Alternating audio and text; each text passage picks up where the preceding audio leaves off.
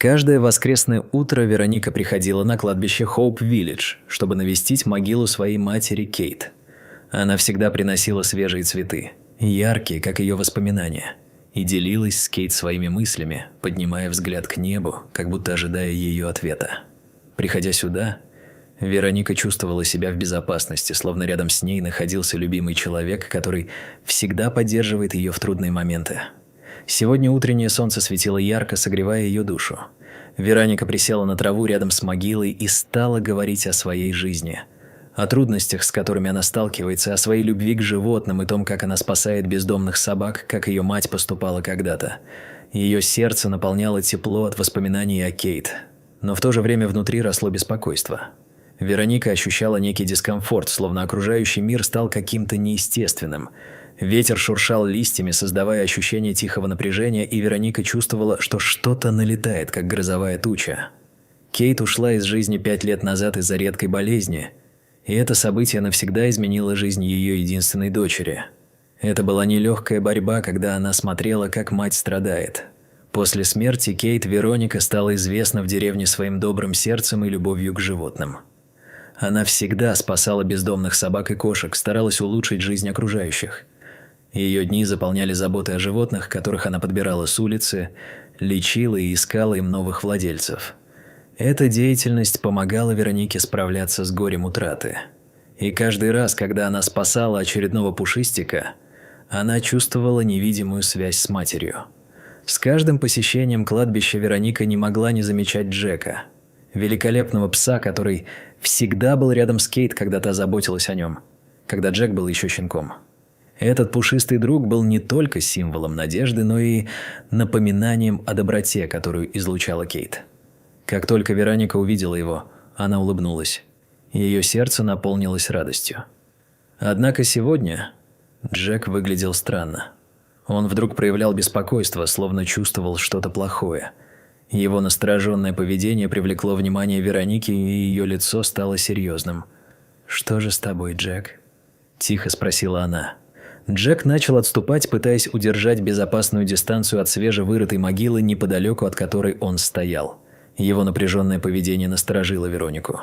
Она подошла ближе, стараясь понять, что могло его напугать. «Что там такое?» – думала она, волнуясь. Возможно, это всего лишь ее воображение. Но он вел себя слишком необычно, и еле заметная тревога заставила Веронику насторожиться. Когда Вероника наконец заметила имя Дэймон на надгробии, ее сердце упало. Это имя ей ничего не говорило, но привлекло ее внимание. Она с тревогой посмотрела на следы раскопок вокруг могилы. «Почему?» – задала она себе вопрос. Не задумываясь, Вероника набрала номер Майкла, человека, ответственного за уход за кладбищем. Она знала его долгие годы, и как женщина полной решимости решила немедленно сообщить о странностях. Когда Майкл наконец пришел, он тоже заметил необычное поведение Джека. Пес продолжал лаять и крутиться вокруг могилы, как будто понимал, что-то ужасное случилось. Вероника ощутила, как волнение охватило ее, но под давлением происходящего она испугалась и вместо слов начала тихо кричать: «Что же происходит?» Майкл, увидев ее страх, сразу же вызвал полицию. И вскоре на кладбище стали собираться местные жители, полные волнения и неподдельного любопытства, обсудить и изучить ситуацию. Полицейские, прибыв на место, попытались успокоить Джека, понимая, что его поведение может быть связано с тем, что произошло возле могилы. «Успокойся, друг. Мы здесь, чтобы помочь», – произнес один из них, гладя пса по голове. Тем временем жители деревни шептались, пытаясь выдвинуть свои теории о причине агрессии. И в воздухе витало напряжение, смешанное с недоумением. Вскоре полиция получила разрешение на раскопки. Вероника стояла, зная, что ей предстоит увидеть нечто слишком сложное для понимания. Джек продолжал лаять, как будто понимал, что они собираются обнаружить нечто ужасное. Напряжение в воздухе нарастало, и жители деревни стали замирать в ожидании чего-то невообразимого, прерывая тишину только легкими шепотами. Полицейские осторожно начали снимать слои земли.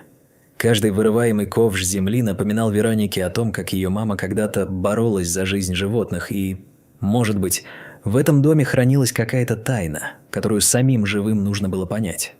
Чем ближе они подходили к гробу, тем больше росло беспокойство Вероники, и страшные предположения забирались в ее разум, охватывая целиком.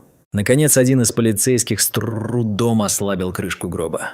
Вероника почувствовала, как ее сердце замирает. Ее всеведущая интуиция подсказала ей, что под крышкой таится нечто ужасающее. Джек заскулил, лаял, словно предупреждая всех о том, что внутри произошло что-то ужасное. Горожане затаили дыхание, ожидая, что обнаружат. «Неужели это то, что я думаю?» Думала Вероника, ее душа содрогалась от страха и беспокойства. Когда все увидели, что в гробу находится мальчик, связанный и с кляпом во рту, ужас охватил всех. Вероника накрыла рот ладонями, не веря своим глазам, и в ее голове крутилось множество вопросов, и их ответы, кажется, навсегда останутся ускользающими. «Как такое возможно?» Пронеслось в голове Вероники, и все отстранились от шока. Джек, как истинный герой, вскочил к мальчику, не покидая его, и его поведение стало символом надежды в этот удручающий момент, когда все вокруг казалось потерянным. Когда спасатели наконец извлекли мальчика из гроба, Вероника ощутила, как все вокруг отошло на второй план. Мальчик выглядел испуганным, но живым. Джек не оставлял его и подбадривал, словно говорил: «Ты в безопасности». Быстро работающие спасатели забрали мальчика на носилках в скорую помощь. Разволновавшиеся жители стали шептаться о том, что они только что стали свидетелями невероятного чуда. Скорым образом на месте происшествия появилась скорая помощь, и спасатели осторожно вынесли мальчика. Дэймона, как выяснили позже, в больницу. Джек не отдался от него ни на шаг, сопровождая его словно преданный защитник. И когда мальчик был уложен в машину, Вероника почувствовала одновременно облегчение и тревогу. Ему требовалось лечение, и это было пределом ее забот. Вскоре выяснили, что Дэймон был сыном миллионера Роберта. Дело в том, что Роберт сначала отказался сотрудничать с мафиози, и те похитили его сына, требуя выкуп, после чего закопали его заживо на этом кладбище. Вероника с ужасом осознала, насколько страшной была эта ситуация, и как жизнь, которой она жила, была затронута ужасными событиями. Мысли о том, как этот сценарий мог бы перерасти в трагедию, угнетали ее. Джек, как истинный страж, наблюдал за похоронами Дэймона и пытался защищать его даже в хаосе вокруг. После спасения Дэймон смог дать номер телефона своему отцу. Когда Роберт узнал о спасении своего сына, его радость не знала границ. Он был бесконечно благодарен Джеку и жителям деревни за поддержку, понимая, что именно действия, исходящие от сердца, стали причиной этого потрясающего, освежающего события.